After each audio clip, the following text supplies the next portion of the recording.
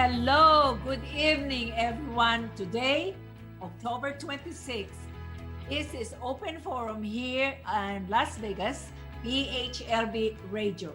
We are on air every Monday, 6 to 7 p.m. I am your host, and I have 4 co-hosts. Unfortunately, one of them and one of our substitute is not able to join us. But tonight, I will just ask my co-hosts to just wave when I introduce them. I'd like you to meet Dolly De Leon, and I'd like you to meet Victoria Tambunting. Hi guys. Charlotte. And I will not do a lot of introduction because we have one judge who is about to leave early because currently she's doing a community service. So Dolly, take it over, please. Thank you. Good evening, everyone. Welcome to Open Forum. Veronica, Yes. is running to be your next judge in Department 5. Veronica has been an attorney in Nevada for 15 years, practicing in civil litigation and family law. She's also a mom and volunteer in our community. Like Josie said earlier, she's doing some volunteer work right now, feeding the homeless. At the moment, there she is. She has handled a wide variety of cases in different areas of law.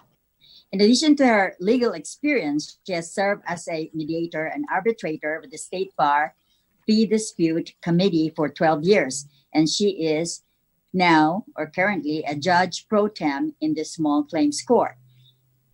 Veronica Barisich believes we need fair judges with integrity who will apply the cases, facts to the law, to come to sound and clear legal decisions using common sense and kindness. Veronica has experience and character to be your next judge in Department 5. Yes. Thank you. Take the floor, Veronica. Thank you, Dolly. I appreciate it. Sorry if I shiver. It's cold outside tonight. Yes. So I'm out here, you can kind of see behind me, just helping the community. I'm passing out some food and supplies for the people that are in need. And I think that's important for all of us to do in whatever manner that you can, just to help in how much ever time you can give. So that's what I'm doing tonight. So I apologize for the short call that I only have a little bit of time to share with you, but I'm happy to be here. So, Veronica, why don't you invite the voters to vote for you and tell them why? Thank you, Victoria. I appreciate it. We need fair judges, judges with integrity and character, judges that will apply the case facts to the law that's been enacted. We do not create law, we apply the law to make sound and clear legal decisions. And we should do so with common sense and with kindness in the courtroom. Respect is very important. So I have had 15 years experience as a civil litigator and family law attorney. I've handled a variety of cases in a lot of different areas of law. So I do feel that that's made me well-rounded. I've handled things from negotiations to mediations and arbitrations to trials and administrative hearings. So I do feel that I've had the legal experience, but I've also had some judicial experience. I volunteered for 12 years with the State Bar Fee Dispute Committee as a mediator and arbitrator. And I obviously volunteer in the community and at my children's school. And for the past 3 years, I have been a judge pro tem with the small claims court. And that has really solidified my desire to serve the community as a district court judge, sitting and listening to the litigants, to their cases, applying the facts of the law, and making a decision that I know affects their lives is important. And I don't take that lightly. So we need judges that will listen to people. People want a fair day and they want to be heard. And I will listen and I will apply your case facts to the law and I will be respectful. That's great. Thank you so much, Veronica. Everyone, you heard Veronica Barisich. Let's vote for her. November 3rd. In fact, vote now before now and the 30th. It's already done. Good luck in what you're doing right It's now. warm out there. Thank you. Yes, I'm going to go put my coat on right now, but I appreciate it. And I just want to say thank you so much for having the opportunity to speak with you. And for anyone listening that hasn't voted already, I do have the experience and the character to serve as your next judge in Department 5. And I would love the opportunity to serve our community that way. And please vote and please just come out and help your community in any way that you can. Department 5. Department 5. Yes. Right now, Thank where you. is your exact location? There are so many food banks that are popping up all over the valley because the need is so strong. Where are you It at? is. So right now I am at D Street, and the address is 701 McWilliams Street. Thank you So- for your community service. Thank you. I very appreciate much. it. Thank you Okay. very much. Good luck. Thank Thank you. you. Bye. Thanks for joining us. See you Thank again. in the Thank you. campaign Bye-bye. trail. Appreciate it. Bye. Okay, who will introduce Judge Bill Gonzalez? I will take that Go ahead. honor, please. Thank you very much, Josie. Go on to it, please. Judge Bill Gonzalez has been a member of the Nevada Bar since 1997, and he's participated in more than 500 trials. He's been married to his wife, Anna Marie, for 33 years. They have 4 kids, 2 grandkids. His background, his education is fairly diverse. All of our judges are diverse, but I wanted to take a look at some of his schooling. He went to University of Redlands. He got a business degree there. He's got an MBA from Monterey Institute of International Studies. Wow. And he's got his law degree at BYU J. Reuben Clark School of Law.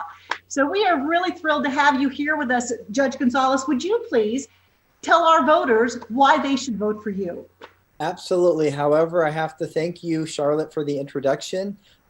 Josie, Dolly, Victoria, I appreciate the opportunity to speak to voters in our community.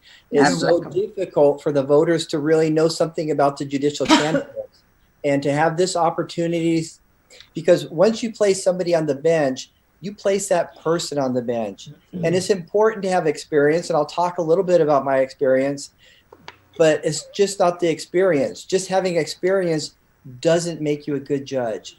Being a good person makes you a good judge. Saying that you're fair, that you're going to treat people with respect, doesn't make you a good judge. Actually doing that in the courtroom is what makes you a good judge. And so that's what the voters need to know, is what kind of person you're going to put in that type of a position. I've had many jobs in my life that I think have established who I am as a person. For example, my first job in high school, I bussed tables at Coco's restaurant. Did that for my senior year of high school. I have loaded trucks for UPS. When you see the commercial, "What has Brown done for you?" I was part of that because I was loading trucks. When I was married, I worked full time and I put myself through college. It was a lot of work doing both, but I had the support of my lovely wife. I would not be here today, where I sit today, without my wife. Without her support, I would not be here. So she gets a lot of the credit. We've been happily married for 33 years. We've had a successful family. We have 4 children, as you mentioned, ages 20 to 32, and I have 2 grandbabies.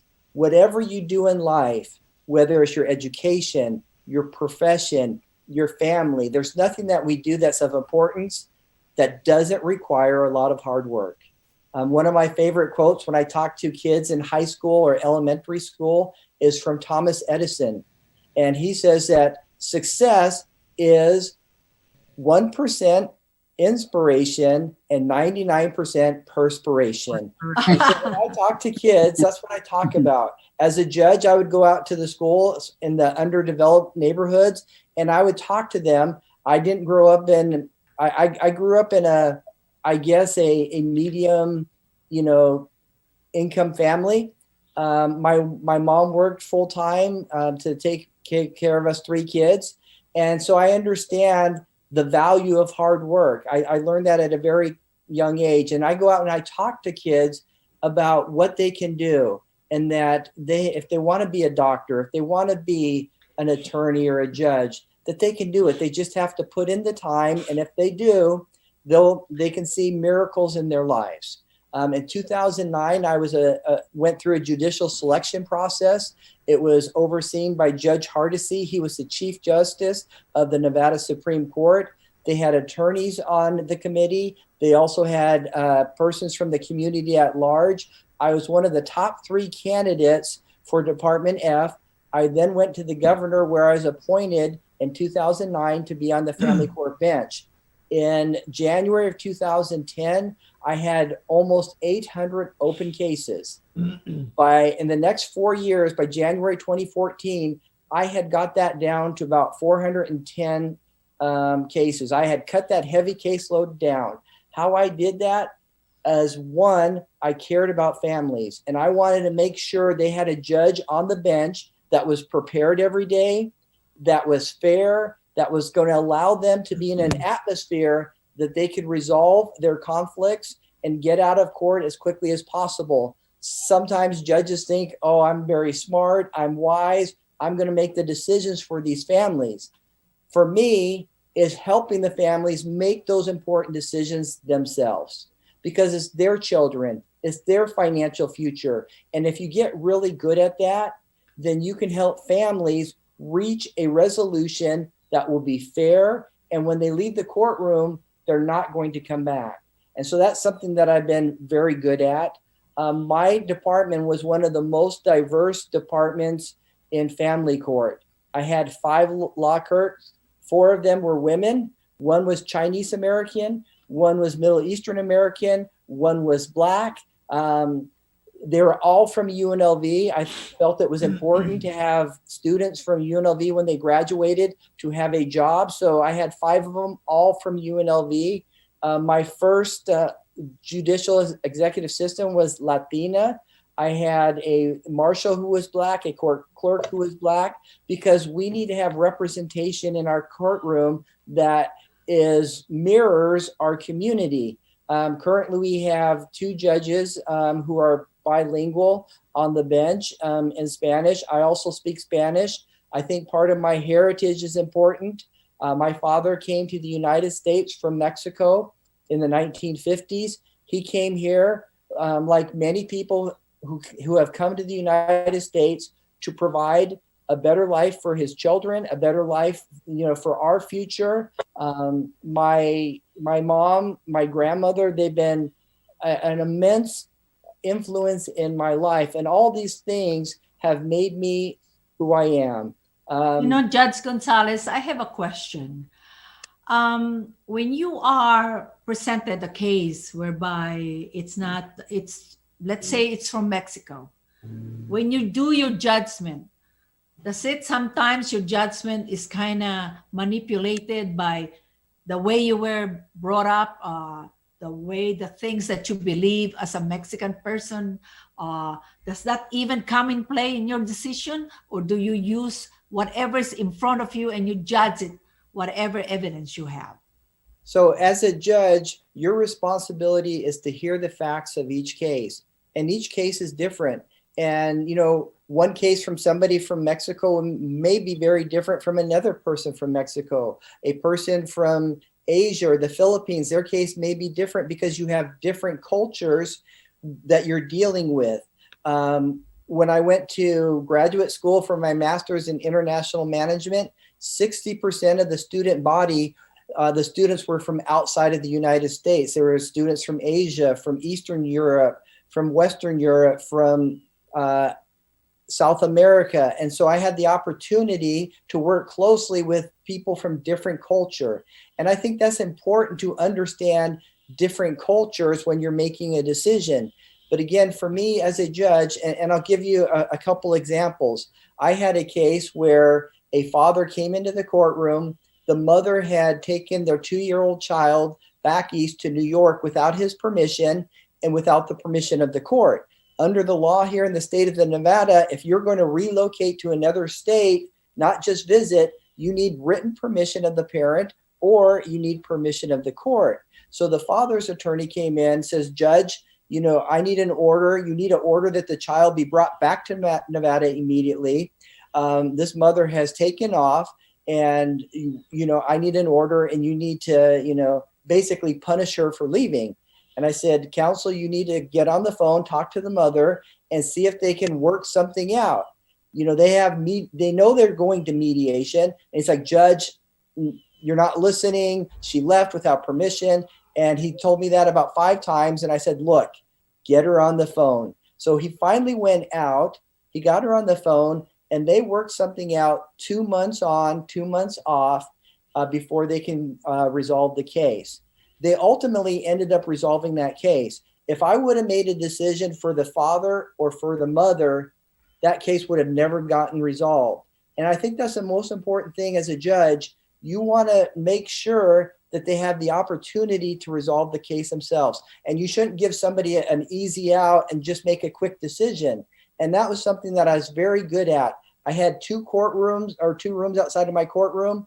Sometimes attorneys, I don't know if you've dealt with many of attorneys, but sometimes they don't do anything until it's right in front of their nose. And I would take advantage of it. And I would say, look, I've read everything. We have 5 issues today to resolve. Sometimes they would take an hour, 2 hours. They would come in and say, Judge, we've got this matter resolved. That is the service that I provide to the community. That's why I want to go back to the bench and bring that experience to help families in our community. That's good. Josie, shall we introduce Jacob Reynolds, and then the questions that we are going to address will be answered by both of them? Certainly. Okay. Let's introduce our next guest, Jacob Reynolds, who is a practicing attorney at law. Jacob is the 10th of 11 children, and he met his wife, Tammy, here in Las Vegas. Tammy is a doctor and partner in her practice as a board-certified OBGYN. They've been married for 12 years and have 4 beautiful, healthy, happy, and bright children. Jacob has served by appointment and invitation on various boards in the community dealing with education needs, as well as serving as a coach or assistant coach on various of his children's sports teams. Jacob and Tammy are both faithful and devoted Christians, serving missions for the church in other countries, and both serve in their church locally. Now, after law school, Jacob enjoyed serving in a prestigious clerkship for 2 years with the chief judge of the U.S. District Court of Nevada. Jacob is an AV-rated attorney, the highest and most prestigious rating an attorney can achieve in the United States, and also has been recognized by other attorneys in Nevada, top attorney, quote unquote, and served for several years, running in Nevada Business Magazine as a rising star for several years by Mountain State Super Lawyers Magazine. Jacob is the highest rated and longest practicing attorney in Department 21 race. Jacob is grateful to have substantial bipartisan support. He is endorsed by prominent Republicans and Democrats, as well as many bipartisan community organizations. And he practices primarily in constitutional law. Now, let us welcome our next guest. Please welcome Jacob Reynolds, candidate for Department 21. Welcome. Well, thank you very much. It's so good to be here. Do you want me to say anything else? That was a pretty good introduction. Yes, please introduce yourself more. You can add some more. Tell us about yourself. Well, I don't know how many people like to listen to attorneys, so I'll try to keep this brief. I've spent a lot of time listening to people, and I think some of the characteristics I'd like to highlight are what I bring to the table is passion, integrity, courage, performance, empathy, things like that. We have, you've already talked very beautifully about my family. Thank you very much. I love my wife and my children, and we love Las Vegas. And I think when I speak about passion, I'm talking about passion, though, for the job and for the Constitution of the United States. I love this country. I've had the blessing to live outside of this country for several years. I lived in Israel. I've lived in Scotland. I lived in Argentina growing up. Wow. And I've worked in El Salvador. And I am very grateful and very proud to live in the United States, and grateful for the blessings that brings. And when I talk about passion, I have a passion to uphold the law here in the United States, in Las Vegas, Nevada, and to support the law. I have the integrity to do so. I've been appointed. I'm respected across the aisle. And when I speak to conservative groups or liberal groups, because this is a nonpartisan position, always there's somebody who well, if you're supported by so-and-so, then I can't support you.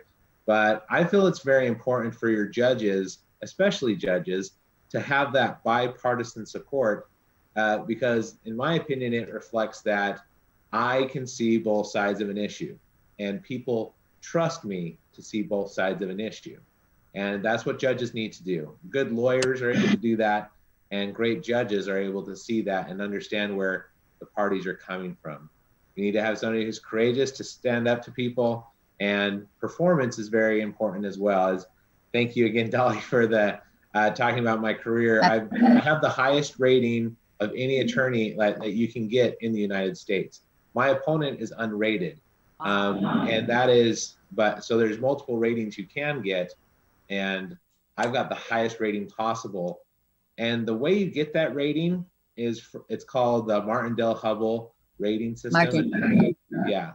And so I am AV rated. And the way you get that rating is this organization anonymously surveys 30 attorneys outside of your law firm. So it can't be like inside or your buddies rating type of thing. It's exactly people anonymously surveyed outside of your law firm that typically have practiced against you. And so I bring up that rating because, once again, if judges should be somebody who are respected by the community and by the community of attorneys. And I am, especially against those who I've practiced against, and people who know me from both sides of the political aisle and across the community. So if anybody was going to remember anything about me, Jacob Reynolds in Department 21, I'm the highest rated, and I have broad bipartisan community support, which I think is critical for being a judge. I have a question. What sort of cases does Department 21 hear? I know all the departments are a little different. What does Department 21 handle? So currently, Department 21 is a civil criminal docket. It's a divided docket. And I'm capable of doing either one of those. But what happens is, after the election, the chief judge of the district court determines how those cases will be divided. So it's possible that when I get elected, I would have all civil calendar, or I could be assigned to the business court, which is where I primarily practice right now. Or I could be assigned to probate matters, or I could be assigned to construction defect or criminal work type of, so it could be anything. But that determination, no, people say, oh, this is going to be a 50-50 docket, but they don't know that, because that's not determined until after the election, when the chief judge sees what the talent pool is of who's been elected, and then she will make the determination of who is doing what kind of casework. Okay, my question is for the two of you. All right, so this is my question. What do you think is the relationship among the Bible, the Constitution, and the judge? All right, so we'll start with Jacob Reynolds. You have 2 minutes uninterrupted. Boy. Great. Thank you, Victoria, for this question. I love it. We need you to be a moderator for the next debate. So the relationship between the Bible, the Constitution, and the district court judge. So in my mind, that's fairly simple. And one thing I've done as well is I do a lot of constitutional law. And one thing I love to do with that is I go into the community schools, particularly in the central, downtown, and east side, and I teach about the Constitution. And one thing I emphasize is how the founders were influenced by their religious beliefs, and how we talk about when the Constitution and when the Declaration of Independence, for example, talks about all men are created equal. That's a direct talk about God, that God created all men equal, and it's different than the king, where we were trying to cede from the king of Britain, and we were trying to say, look, the king at that time was supposed to be like a higher being, someone who's descended from God, who is actually the literal earth child of God, and therefore better than us, and therefore can do things that we can command us, and we have to do what he says. The Declaration of Independence and the Constitution do away with that, with the declaration that all men are created equal. And that is by a loving God. Like, we have certain inalienable rights. Well, we get those from God, is kind of the very clear direction in the Constitution. Okay. And that comes from their Christian belief in the Bible, obviously. And so another thing I was going to say about that, though, is, well, what does that mean for us? Is to not forget where we stood in that when we believe, and that's not a foreign term, really. I mean, this group would be particularly sensitive to the fact that in World War II, Japan, as part of their surrender, had to recognize that the emperor of Japan was not a literal son of God that could command people, that had some higher authority over other human beings, right? And that was so that is part of our recent history, that people were still giving up on that idea that some people were better than others and therefore entitled to command us. Now, why is that important for a judge? Hopefully I'm bringing this in on time.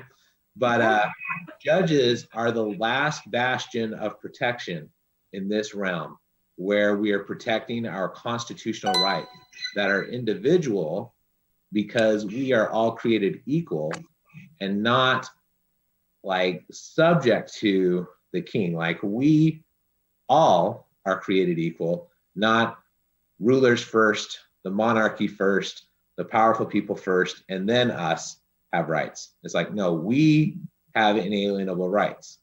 And judges need to understand that it comes from us, the consent of the governed.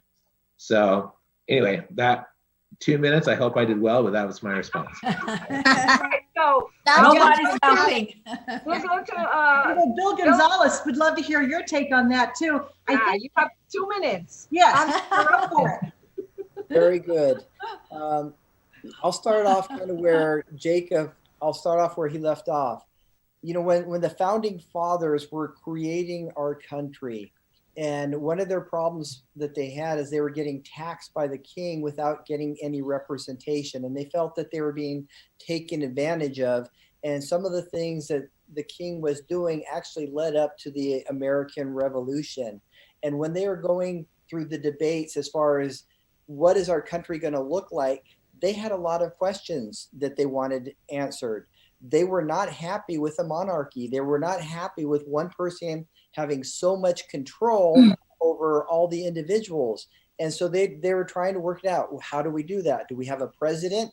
And if we have a president, how do we make sure that president doesn't get too powerful and ends up being like the king of the United States? So they talked about, okay, we need to have a separation of powers. And so they talked about having a Congress. And they said, well, what if the Congress and the president gets in cahoots with each other? What do we do? And they said, well, we'll have a judiciary, and the judiciary will be separate. And the interesting thing, the founding fathers, though they had a lot of debates on what our government would look like, you know, what representation would look like, they all, 100% of them said, look, these federal officers, judicial officers, they should be out of politics. They should have a lifetime appointment, because if they're going to put the president in check because the president is violating the Constitution, then we got to insulate them. We have to protect them. Or if they're going to tell Congress, you've overstepped your bounds, we need to protect them. That was something that they all agreed to. As judges, when we apply the law, we don't create the law. That's a legislative function. It is our responsibility, whether we agree with the law or not, is to apply the law as written and apply it fairly to the facts. So that's our role. The other thing that Jacob kind of touched on, as far as, you know, the Constitution, we have a guaranteed right of freedom of religion. And that freedom of religion goes to everyone. Yeah. You know, whether you believe, you don't believe, whether you're Christian, whether you're Buddhist, we're all given that right to live our religious beliefs according to the dictates of our own mind. I think that's one of the greatest things that our country has. Prior to our Constitution, there wasn't a country on the planet that allowed you a freedom of religion. There was no separation in many countries between the government and the church. And that caused for a lot of, you know, harm to the individual citizens. So that is my perspective on it. As a family court judge, I'm not putting the president in check. I'm not putting Congress in check. What I'm trying to do is to apply the law and to help families. And I'll just briefly, if I may, I agree with Jacob regarding bipartisan, support. Right. I think that's very important. I have Steve Wolfson, the DA, who's, supporting me. I have Joe Lombardo, who's supporting me. I have Mark Hutchinson, who's supporting me. I have Jim Gibson. They belong to different parties, but what they want, what I believe the public wants, are individuals that have integrity, that care about people, that are going to go in, roll up their, shirt sleeves every day and work hard to make a difference in our community. And that's what I tried to do before. And I am so happy to have the opportunity to do that again in our community. Judge Gonzalez, I have a question. Oh, Josie, you have a question? I do. Okay, go ahead. I would like to touch the position of the legislative, and when you said about that you have to judge whatever case is in front of you using what is the right law to apply. Right now, we have a question about the appointment of Barrett. Why? wow. No, we don't. Well, no, what I'm saying is It's Not done. appointed. no, it's not appointed. What I'm saying is She was nominated. he Yeah. was No, not. they voted. She's been voted in. She's going to be sworn in It's tonight. confirmed. Yes, it's carried. I just got a notice right now. They're swearing her in You tonight. did it. You did it. Yeah. But my question wasn't in that term. My question is, Got it. you guys would let me ask it. Correct. Uninterrupted. Uninterrupted. I am on my 2 minutes, please. I Anyway, can send you my 2 minutes, so now you have 4. no, what I'm saying is a lot of questions are being raised when they said that the Democrats wanted Barrett to be nominated or handle the case after the election. And then the President Trump was saying that he is the president right now. And if there is a president active and is on duty, he has the duty or the right to appoint or nominate a judge right now. And we're talking about Barrett. So my question is, if the judges hearing this, knowing who is right or wrong, why didn't the judges took advantage of that and say, hey, this is the president. He is not a past president. He can make this decision. Why go through all this investigation and court hearing if Trump is already nominating her, and just carry on? Why question it right now? Well, that's a process. That's a process they have to take. That's a process if it is called for. But their questioning is they're moving and disregarding President Trump's nomination. Remember, that's the big question. They want it after the election. Who are we going to start with? Is it Jacob or Bill? Jacob, I'm happy let's to start take with that Jacob. Jacob question. first. All right. 1 minute, Jacob, 1 minute. Well, you cite the precedent. And so the issue, the political fight obviously that Merrick Garland wasn't given a hearing, and people are saying, well, you're a hypocrite and you're a hypocrite. And I think everybody who doesn't realize the hypocrisy is also a hypocrite. But the fact of the matter is that this has happened many times in history, and every single time that a vacancy has occurred, the president has nominated somebody. And if their party is in control of the Senate, then that person has been confirmed a majority of the time, but they always get a vote if the Senate is in the same party as the president. No rational human being disputes what is happening here, but the Constitution is very clear about what happens. When there's a death, when there's a vacancy, there is a nomination. The president nominates, and that has happened every single time there's been a vacancy in an election year. And frankly, it's just, and then the advice of the consent happens. That is what the Constitution says. The Senate shall give their advice and consent. And so if the Senate's Republican during a Republican presidency, we all know what's going to happen. If it's Republican during a Democrat presidency, we all know what's going to happen. And that's the issue. The constitutional procedure is very clear that there needs to be advice and consent from the Senate. And it looks like that's happened. Bill Gonzalez, would you like to weigh in on this historic day now that we're going to have a new Supreme Court justice? Yay. Yes, Barrett. very briefly. again, the process, as Jacob explained, is very clear. It's interesting that depends on who is got control of the White House, who's able to make that nomination. The other side, even though they did the exact same thing 4 years before, now they're complaining about it when somebody else has their turn. I think in many parts, you know, our country has forgotten the importance of compromise and working together. I think that's what the voters really get frustrated about is, you know, the backlog in DC because they can't learn to work together. If the founding fathers were not able to work together, our country would not be here today. And there is a lot of issues that they disagreed upon, but they realized if we're not a united front, we're never going to win this battle against the Brits. We have no chance. They barely had a chance in the first place, but for the, you know, the divine hand that, you know, came in and helped them out. But one of the biggest issues that they had was the slavery issue. You know, in the South, they wanted to keep slavery. In the North, they were against it. But they said, look, right now we need a compromise. We cannot address this issue right now because we're going to be in a major war and we have to move forward. So Thanks, Lincoln.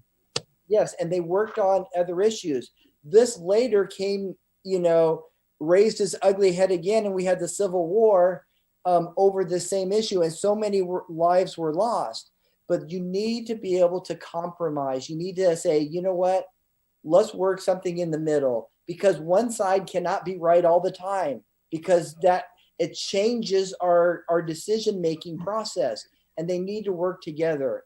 And so if it's once, you know, it would be, in my opinion, very detrimental to the country if we had one president of one party, and doesn't matter whether it's a Republican or Democrat, and they had control of both houses.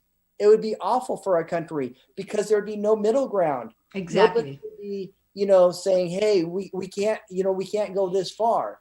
And so that's my position on it. Again, they should just accept what the process is, but still try to work through it. Okay, Dolly, we have like 6:41 right now, so we have to be cognizant of our time. Okay, I believe this question is for Judge Gonzalez. It's not related to Supreme Court. My question is, since you had experience being in the legal and judicial seats in the past, have you experienced recusing yourself from a case? And if you don't mind, give us cite an example of that. Okay, so I'll give you a couple examples. One time it was a trial on a divorce case, and the parties and their attorneys came into my courtroom, and there was somebody in the, you know, the family court, and the other courts is open to the public. There was somebody sitting in the back part there that I knew. And I just figured she was just there maybe supporting a friend. And then we started the trial. The next day we came back into the trial and that person was there again. And I called the attorneys over and I said, look, I know this person in the courtroom. You know, how is she related to this person, you know, to the wife in this case? And they said, well, that's her sister-in-law. So the wife was married to her brother, but I didn't know her by her last name because, you know, I didn't know her maiden name. But I had been to church with them. They had been in my home. I had been in their home. Even though I didn't know the wife, it was like too close for me. It was in my heart. I felt, you know, this is causing me some problem as a judge. And so I talked to the attorneys and I explained, look, I'm not feeling good about this case just because I know them so well. And they said, look, Judge, we want you to stay on the case. And I said, look, I just told you I don't believe that I can be as fair as I need to be on this case because of the relationship I have. And I ended up getting off of the case because it was the right thing to do. And that's something that I think we have to do as judges. When we feel in our internal system that just doesn't look right, then we have to make that call. No matter what anybody else thinks, if we think, you know what, I think this is a problem, then you have to recuse. That was very noble of you. Thank you. Yeah. Same thing for Mr. Reynolds. Have you been in the same position? I am not a You're sitting practicing judge. attorney still. Yes. Right. So why don't you give me the question again? Would you be comfortable recusing yourself? Do you foresee that happening when you become a judge in any cases? What would be the circumstances? Yeah, well, I don't, the law actually prefers us to not recuse. Like, so for example, we have elected judges. So there's people who endorse us, people who support us, people who donate to us, and we're not allowed to recuse simply for those reasons, that someone supported us, endorsed us, because then the opposite would be true. Well, you endorsed my opponent, so then I can't sit on your case. And then it's just, well, now our judges can't sit on any cases.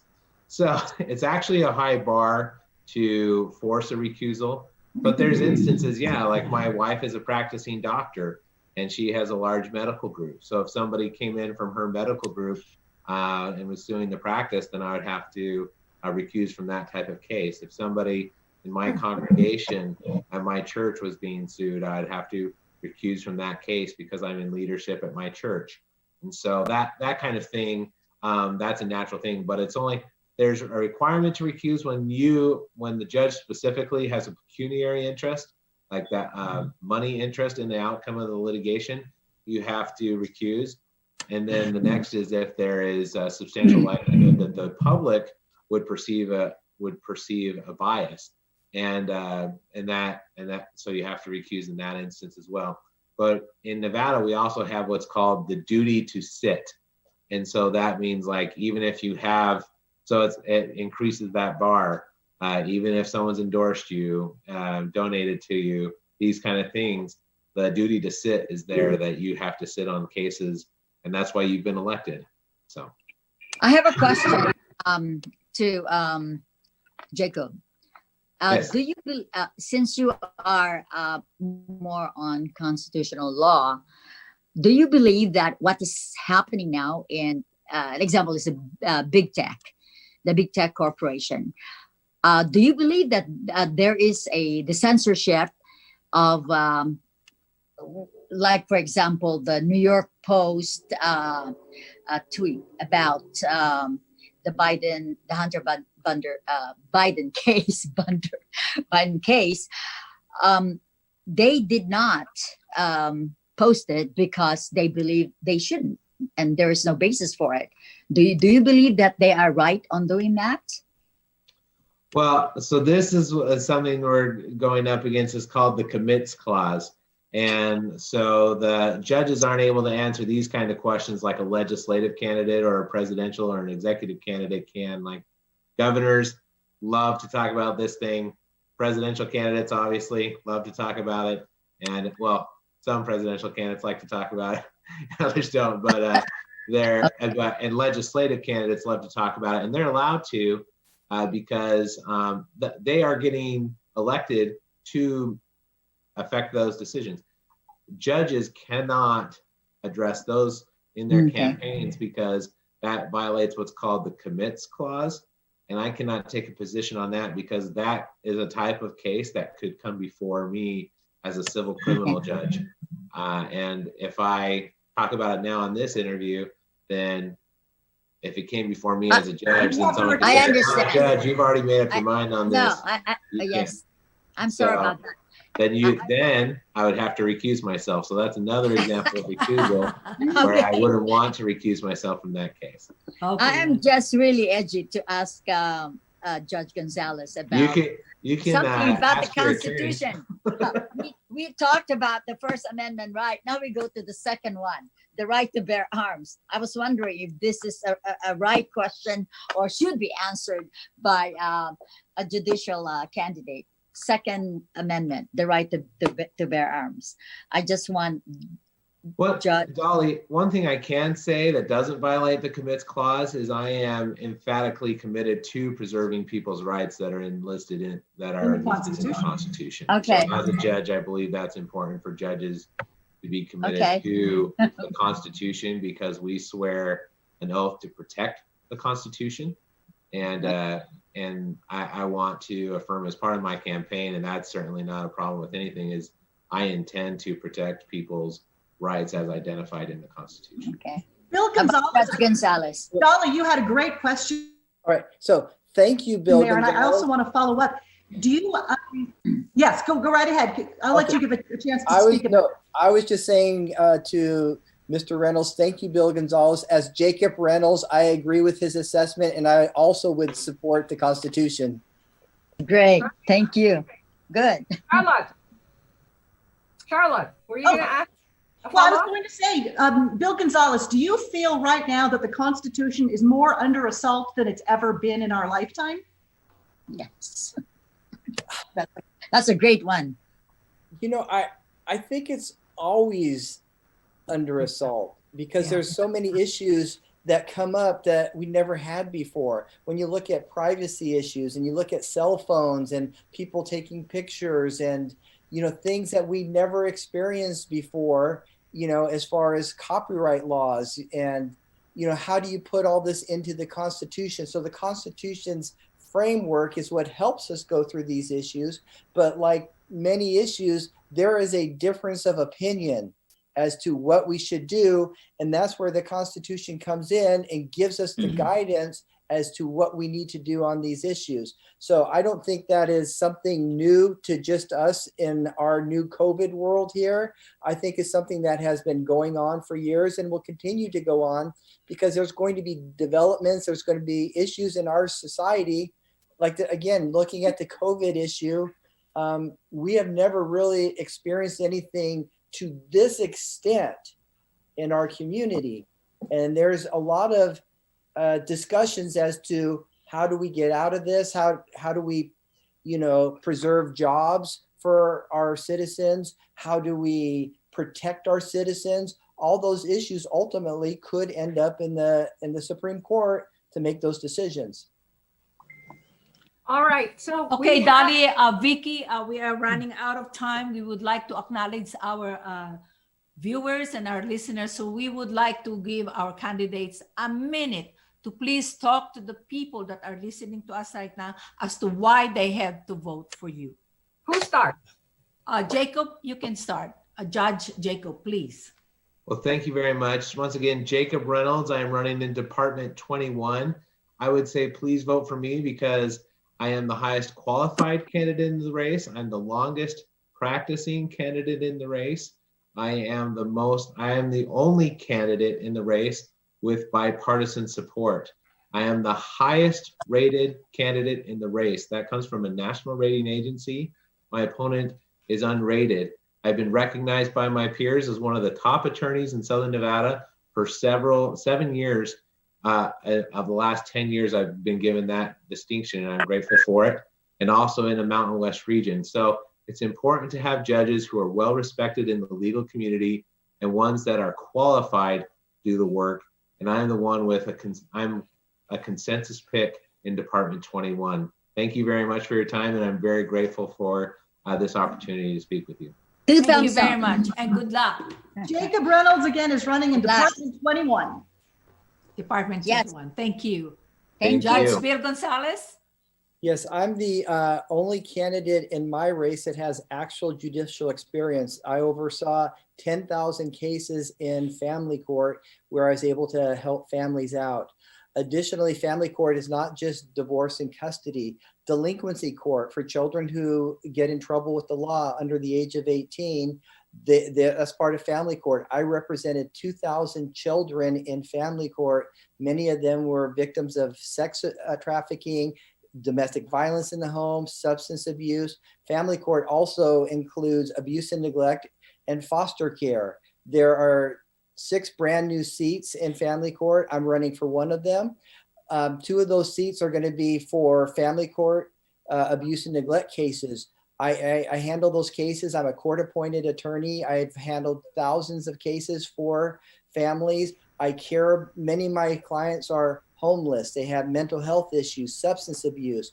That's where my heart is. If you elect me to the bench, you'll have a judge that cares about people, that has the experience. So I would appreciate your support for Bill Gonzalez, Family Court, Department U. 2 thumbs up also, Judge Gonzalez. Yes. Vote for Judge Gonzalez, Department, Family Court, Department U. Thank you, Judge. Judge Gonzalez and Judge Jacob, we have few minutes to go. You can stay with us until the end of the show. So Vicky, if you have any guests making comments, please read it on our Facebook. I know that John Paul David is listening, and I have William Rutherford is listening. A lot of my cousins in the Philippines are listening. Thank you so much. Okay, I didn't turn on my Facebook, but this is what I want to say. Remember the 3 names. You don't have to remember where they are or what department. Just remember their names because their names are really different from the others. It's not like the other judge that we interviewed. Okay. But these are the people we interviewed because they are great. Okay? And I know them. Gonzalez, Yeah. Jacobs, and Michael Barisich. Reynolds. Yeah. And both, Jacqueline Blue. Yeah. Larry Reynolds Fitz. and Bill Remember. Gonzalez, you're both bilingual. Is that correct? Correct. C. Yeah. That is So wonderful. Sí, claro. Is it Barisich? Barisich. Gonzalez, Yeah. And Don't forget Reynolds. Richard. Like the Reynolds proper. Okay? Well, let me read some of them. Miles Oliveros is listening from the Philippines. Mary Ann from the Philippines. John Paul David is listening. And William Rutherford is listening. And okay, I have one more person.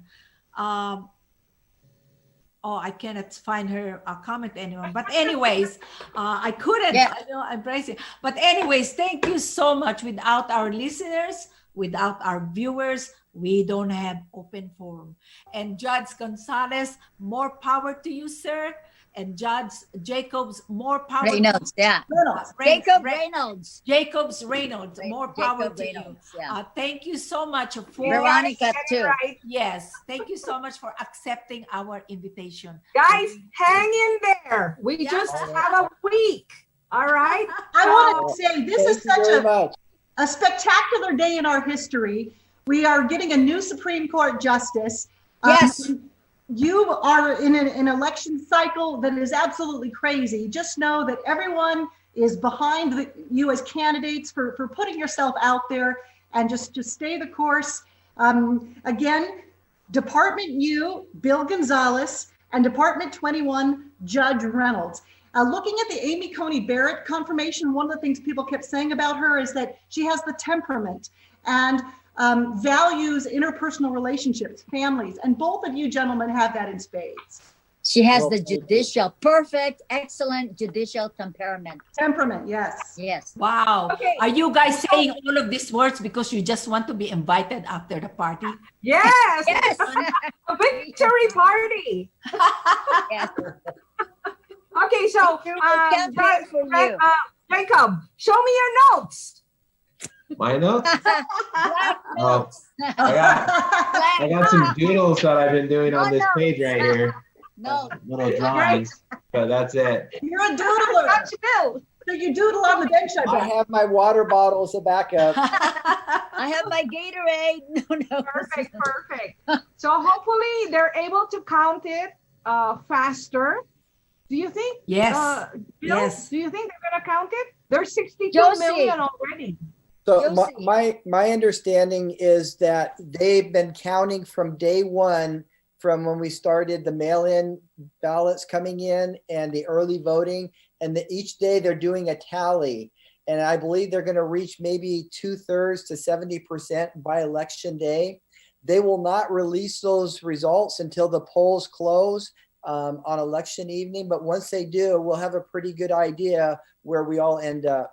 Judge Go ahead. Gonzalez, what bothers me is that only 1% of the mail-in ballots have been counted. That's why the Republican Party of Nevada is suing the Democrat Party, because they are discarding the 99% of the mail-in ballots. Why is that happening? Not That that is good. Only That's a good 1% is question for being Jacob. counted. Here comes Oh, no, I think it's 1% is being discarded, which also poses an issue. No. But if only 1% is being discarded, then how many have been mailed out and they're not really checking the signatures that carefully? That's, I think, the story that you heard today. It's okay, the guys, it's it's the 7 office. o'clock. Say bye. Bye. Is it Have a good Thank you night. so much. 7 We'll see o'clock. ya. Thank you so much for being in our show. And I love my co-host. I love you all. Thank you. so Love much. you too. Thank Okay. you. Good luck. We're all Have a good excited. night. Thank Thank you, you, gentlemen. Phil. Bye, Gidget. Thank you so much. Bye-bye, Marianne. Judith. That was Bye. good. Thank you, ladies. Bye. Charlotte, great introduction. Bye, guys. Josie, I love you. I love you guys. Thank you, Johan.